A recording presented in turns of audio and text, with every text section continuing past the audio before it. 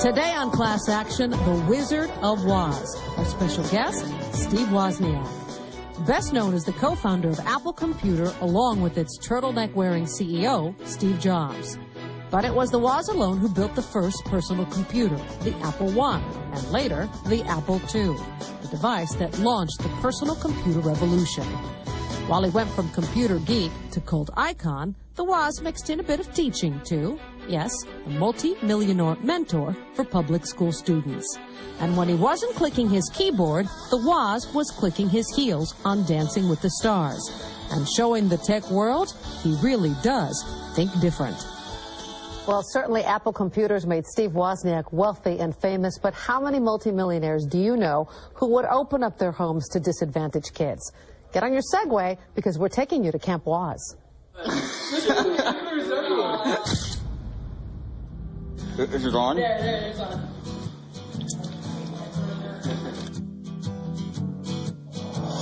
I started missing a lot of days from school. I just flipped out when I lost control. I was being really bad at home. How I thought that my dad died was all my fault. I had financial issues. I have a daughter to take care of. I want some people to look up to me instead of looking down.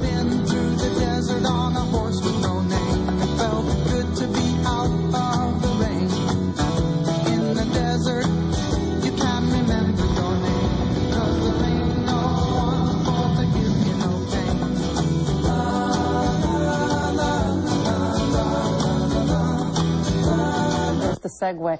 That clip is a rough cut from a documentary entitled Camp Woz about that week. Boy, you love that segue. Are you still tooling around on that? A big part of my life, and for usefulness and for fun, yeah. Yeah. Tell me a little bit about that week at Camp Woz. You look at, you only see a glimpse of you there with the kids, but you can see that there's a deep connection between you and those kids. Well, my friend Joe Patain put it on. He was putting it on very much modeled after what I had done for so many years, setting up classes for kids, giving them computers, giving them high-quality instruction and teaching them that, and, you know, giving them another thing to do rather than be out on the streets. Right. So it was just kind of a great part to be around it. It was held at my home. Right. So, you know, I kind of provided a home and a garage and you know, and some inspiration to the kids. We had some very top-level people. We had Oscar winners, Tony winners, Grammy Award winners, telling the kids about their own problems growing up, their own troubles in life, and, you know, as part of an, you know, enrichment to the kids to feel that, yeah, there was something they could do if they had the right resources, if somebody believed in them particularly. And was that really the connection for you, too, of having,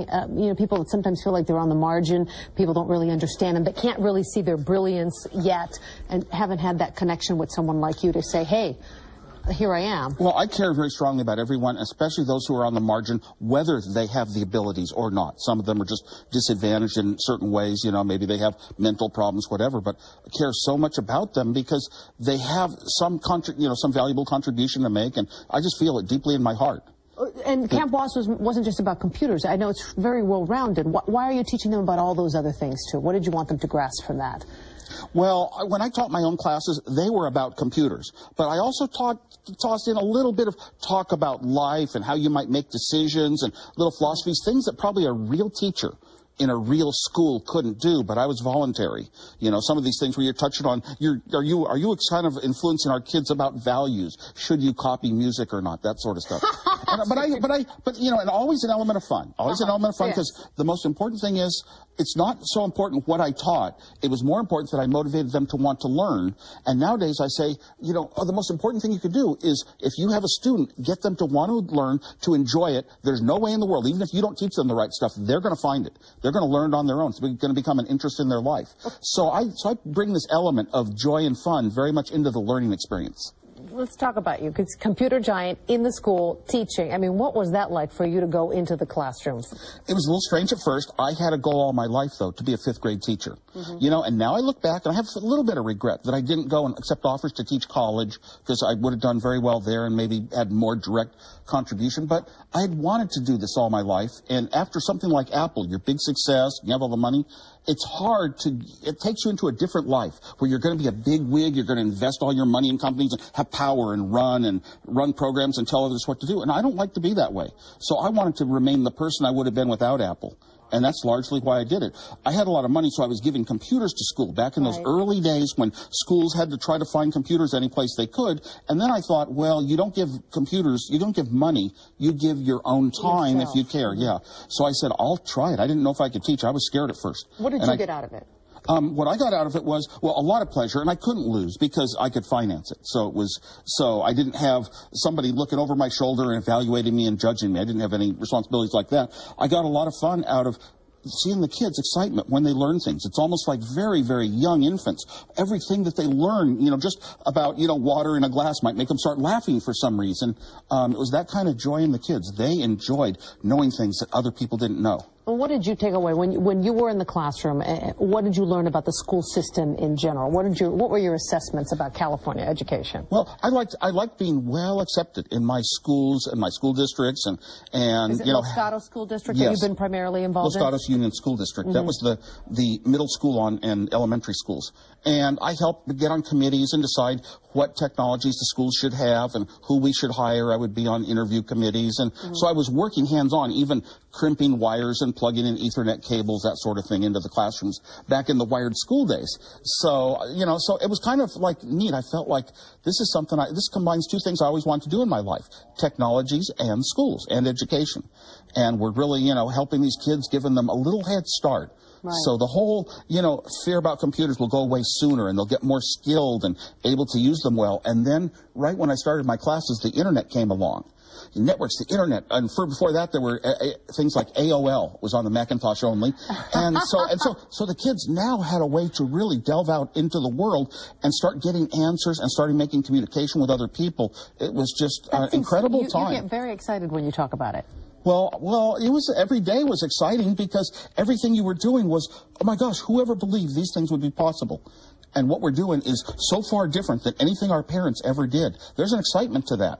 And I think that kids really like doing something different that hasn't been done in the world before, and we tend to lead them to places that we've done it before. We tend to teach subjects the way we learned it, the subjects we learned, the way we learned it. And we don't really let them go and do some very unusual things that nobody talks about yet. Now, when you see the state of California education now, what are your thoughts? Well, even back when I taught for quite a long time, I've had very negative, low thoughts about it. Now, the supervisors in our district cared so much. They did everything they could with the resources, the money they had, to provide the best education they possibly could. They were very good. They weren't wasteful in any way, but the amount of money in California to schools is the real problem. And when I was teaching, I would look in these big magazines that go to all the teachers around and, administrators of school districts around the country. And California was 50th in the country in class size. In my own experience, I could teach 17 kids and know where everyone's head was and keep them all engaged. And when I had 30, I couldn't. And there's a limit. Class size shouldn't be that large. And yet California was 50th in the nation. Mississippi was 49th, and they were far from us. And then I started looking back, and it dealt back to the Proposition 13 stuff. But there were tax override elections. People in a city could say, we want a little more for our kids in our schools, and we'll vote more. For a parcel tax. So what I did, so I paid the money for the mailings, about $10,000 in Cupertino, to send mailings to all the people, residents, and they voted 64% for the parcel tax override, and it lost. Because you needed 2/3 of the vote by Proposition 13. Then I sponsored it the next year. It lost, same way. Then I did it in Los Gatos, and it passed. And eventually Cupertino passed theirs. So eventually a couple of cities, had a little bit of extra money. But now they're afraid to ever run the election and boost the amount, because they're afraid when you need 2/3 of the votes, only 1/3 of the families have kids in school, and the ones that don't just don't want to pay, especially in economic hard times.